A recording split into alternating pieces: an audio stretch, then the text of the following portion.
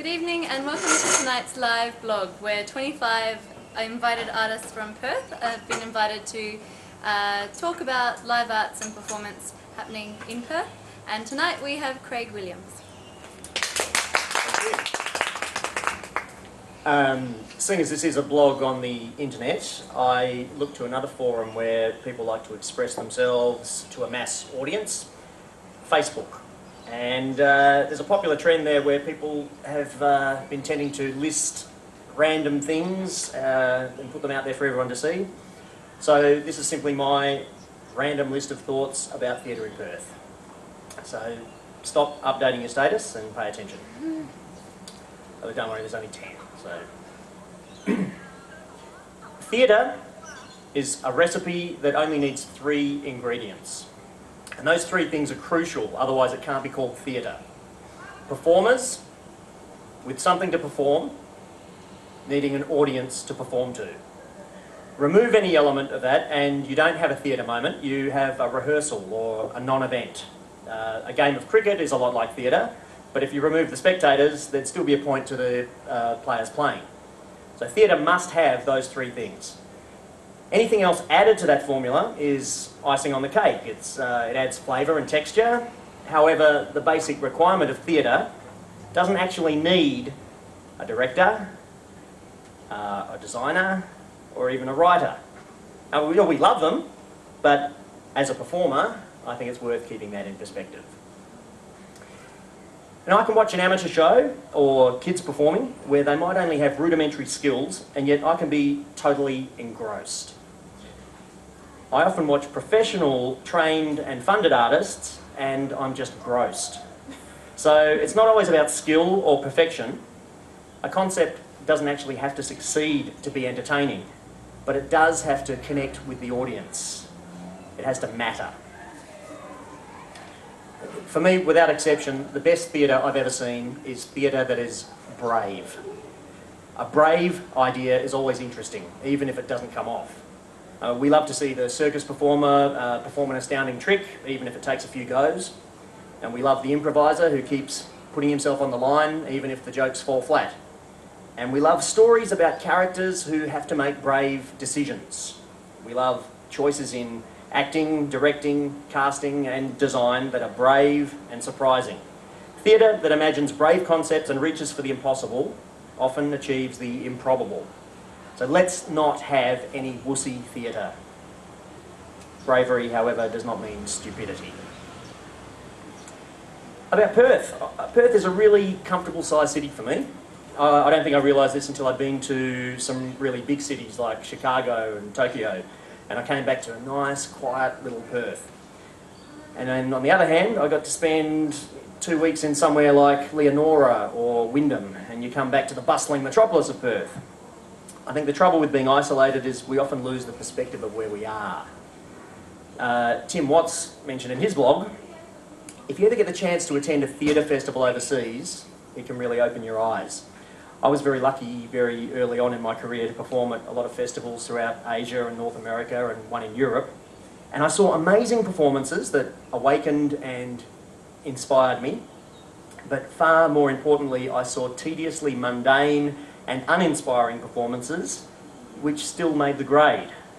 So this encouraged me, it elevated me, and it made me feel proud of the work that we'd created in Perth.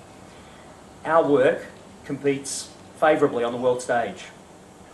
Observing others helped us to grow and become inspired, but it also made us see that we were already pretty good and we just didn't realise it. Finally, having something to compare to gives us a sense of validation that what we're doing here is okay, and in fact it's often outstanding. There are some performers that I've seen overseas, and some of them were Aussies on the world stage, who have not essentially changed their show in a decade or more. They keep travelling around, performing to fresh audiences every night, honing and tweaking every nuance of their show to perfection. In a demographic the size of Perth, a play's done its dash after about 18 shows. So you don't get a long run before you've exhausted your audience. I've been hugely fortunate to have worked for a long time with Barking Gecko on school shows that have had 100 shows or more. And but there's few other places where you can learn on the job by so much constant practice. So unfortunately, working in Perth means you often really don't get to polish your craft. But as a result, we don't get to rest on our laurels either. To keep attracting this small audience demographic back to the theatre, to see us perform again next month, we have to keep coming up with new ideas, new shows, new approaches, and we have to impress people enough this time so that they'll trust us to buy a ticket and see our new show next time.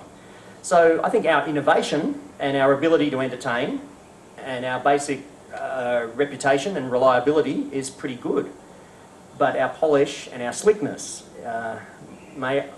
it can only really be taken further by expanding it to new audiences, touring it regionally or moving interstate. And I think that's partly why we lose a lot of artists to bigger cities. It's difficult to keep innovating here while not really spending enough time perfecting. That can burn a lot of artists out. I believe it's easier to climb the ladder in Perth though. It's the same difficult process to get the project off the ground as it is elsewhere, but elsewhere you might have a critically acclaimed show getting good audiences, and yet you don't get any major directors getting to see you or even hear of you. And in Perth, you can debut here at the Blue Room, and there's a good chance that all of the major players in the industry will come along to see it, or at least they'll get to hear of you. So as a new emerging artist, you can very quickly be rubbing shoulders with all the highly experienced veterans, and that's a huge advantage to getting known in the industry and improving your chances of work. I think the Blue Room is a unique resource because of that, and Perth being a tighter community than larger cities makes it a bit easier to fast track it to the top if you take advantage of that. I think we need to promote and support our local film and television industry.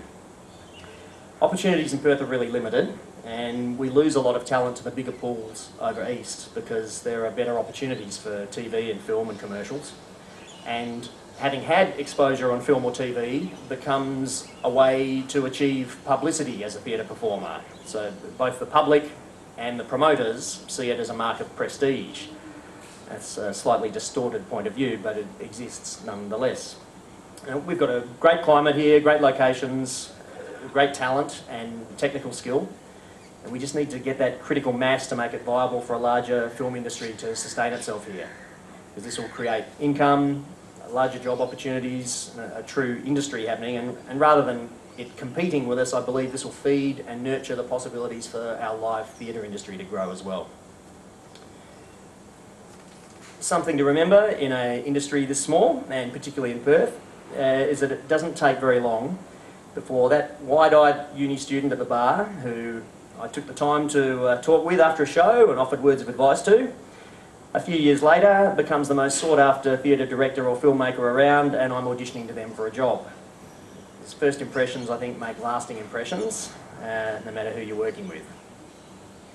And to finish, the best advice that I've ever heard when considering a career in theatre is this: don't. It's frustrating, it's hard on your self-esteem, it earns you no money, and very few succeed. The best course of action that I ever took upon hearing that advice was to ignore it. And I think if you can soldier on despite that advice, then you're in with a chance. That's the end of my random list. Thank you very much. Consider yourself tagged.